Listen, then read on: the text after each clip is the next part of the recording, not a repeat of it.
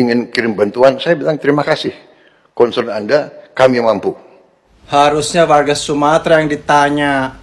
Warga Sumatera, kalian mau dibantu nggak sama luar negeri? Oh, kami tidak mau. Kami ini bangga, kami ini kuat. Kami nggak perlu bantu luar negeri. Meskipun rumah kami hanyut, nggak bisa makan, sudah nggak punya apa-apa lagi, kami tidak mau bantuan. Tanya ke yang bersangkutan, jangan kita mewakili mereka. Kau enak bercakap, harga diri bangsa tinggi, harga diri bangsa. Kau tidur di sana pakai AC. Sementara orang di pengungsian tidur berlumpur-lumpur. Makan nggak jelas, listrik nggak jelas, pakaian air bersih nggak jelas. Kau bilang harga diri bangsa, harga diri bangsa. Nggak. Coba kau turun ke sana, tidur kau sana seminggu. Kujamin, nggak keluar dari muncung kau tuh harga diri bangsa, harga diri bangsa. Kujamin, aku yang jamin. Kalau bisa kau tidur sama orang itu seminggu di lumpur-lumpur itu, nggak akan keluar dari muncung kau tuh harga diri bangsa lain. Gak malu kau dilihat bangsa lain itu. Katanya bencana di Sumatera dan Aceh belum perlu bantuan asing dan katanya ini soal harga diri negara kita. Satu hal sederhana yang saya ingin bertanya kepada Bapak, harga diri mana yang lebih penting, negara atau nyawa rakyatnya sendiri? Karena fakta yang terjadi saat ini bukan piring nasi Anda yang pecah, bukan rumah Anda yang hanyut, bukan keluarga Anda yang menjadi korban, dan bukan Anda yang kehilangan orang-orang tercinta Anda. Bukan Anda yang ngerasain makan nasi bercampur lumpur, bukan. Bukan Anda yang ngerasain harus berjalan ratusan kilometer melewati lumpur yang dalam untuk menukar cabai dengan beras. Anda bisa pulang ke rumah dengan aman. Mereka bahkan nggak punya rumah. Anda makan dengan tenang. Mereka punya uang aja, belum tentu bisa makan. Anda tidur di kasur yang empuk. Mereka tidur di atas plastik aja udah bersyukur. Prabowo menolak bantuan asing, katanya demi kedaulatan. Tapi negara ini dibangun dengan utang, modal, dan teknologi asing.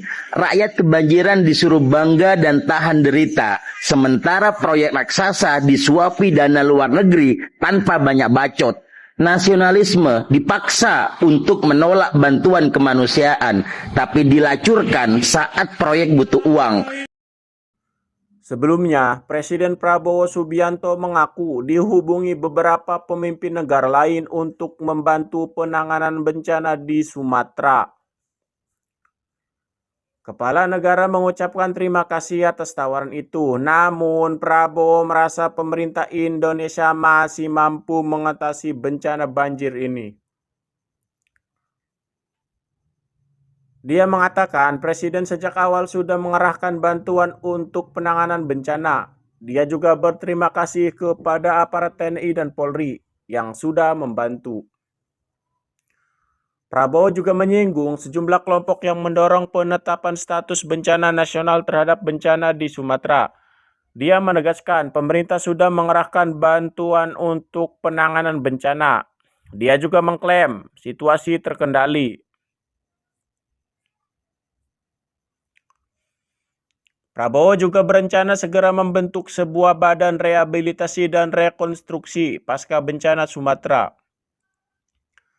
Prabowo juga segera membangun hunian sementara dan hunian tetap bagi korban terdampak bencana. Concern Anda, kami mampu. Indonesia mampu mengatasi ini. Pak Prabowo yang terhormat, mampu atau tidak mampu seharusnya bukan Anda yang menjawab, tapi rakyat Bapak yang mengalami sendiri bencana itu. Bapak bisa saja mendapat laporan asal bos senang, ABS, dari pejabat-pejabat Bapak. Contohnya kemarin katanya sudah nyala 93% di Aceh listrik. Ternyata rakyat Bapak menjerit dalam kegelapan. Pernahkah Bapak nginep di situ bersama mereka? Jadi yang merasakan itu semua rakyat Bapak, Pak. Kemampuan itu harusnya Bapak tanya kepada mereka.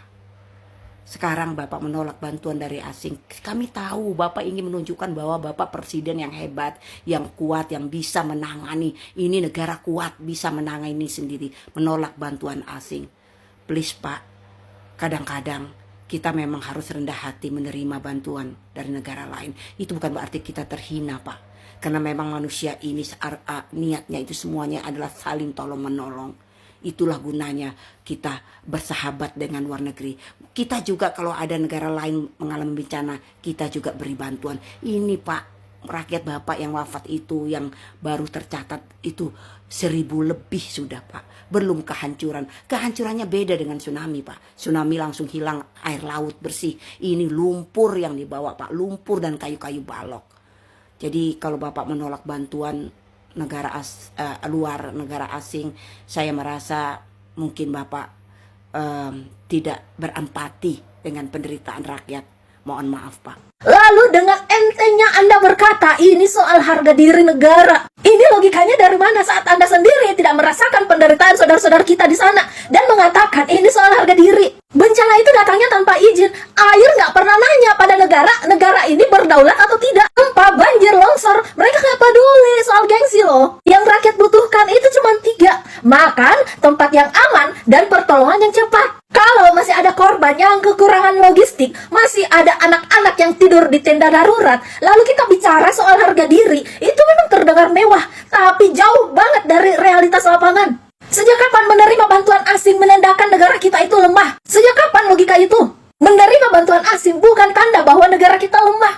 Itu tanda negara kita mengutamakan kemanusiaan. Negara kita, Indonesia juga sering loh ngirim bantuan ke negara lain saat mereka semua terkena bencana. Dan waktu kita datang ke negara mereka, kita nggak pernah menganggap negara mereka itu tidak punya harga diri. Negara kita yang mengirimkan bantuan kepada mereka nggak pernah menganggap bahwa negara mereka itu lemah. Solidaritas global antar negara itu bukan perlombaan siapa yang paling mampu, siapa yang paling power. Ini tentang siapa yang paling cepat menyelamatkan nyawa seseorang.